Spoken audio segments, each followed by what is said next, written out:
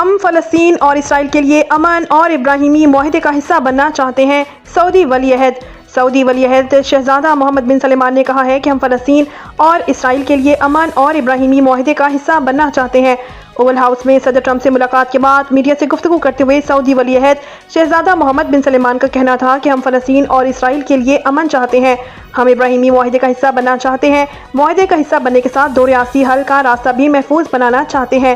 ایک صحافی نے ٹرمپ اور سعودی ولی عہد سے پوچھا کہ کیا امریکہ اور سعودیہ کے درمیان دفاعی معاہدے پر کوئی اتفاق ہو گیا ہے اور یہ کیا ابراہیمی معاہدے پر بات چیت ہوئی ہے؟ اس پر سعودی ولی عہد نے جواب دیا کہ ہم ابراہیمی معاہدے کا حصہ بننا چاہتے ہیں، لیکن ساتھ ہی انہوں نے یہ بھی واضح کیا کہ دو ریاستی حل کا راستہ بھی محفوظ بنانا چاہتے ہیں۔ انہوں نے کہا کہ اس حوالے سے ان کی ٹرمپ کے ساتھ اچھی گفتگو ہوئی ہے۔ پھر ٹرمپ نے بھی تصدیق کی کہ ان کے درمیان بہت اچھی بات چیت ہوئی۔ جہاں تک دفاعی معاہدے کا تعلق ہے، ٹرمپ نے کہا کہ اس پر فریقین تقریباً اتفاق کر چکے ہیں۔ واضح رہے کہ ابراہم ایکارڈز 2020 میں ہونے والے امن معاہدوں کا نام ہے، جو امریکہ کی ثالثی سے ہوئے۔ ان معاہدوں کے تحت کچھ عرب ممالک نے پہلی بار اسرائیل کے ساتھ باضابطہ سفارتی تعلقات قائم کیے۔ 2020 میں UAE اور بحرین معاہدات ابراہیمی میں شامل ہوئے تھے، تاہم بعد ازاں مراکش اور سوڈان نے بھی اسرائیل سے تعلقات معمول پر لانے کے معاہدوں پر دستخط کر دیے تھے۔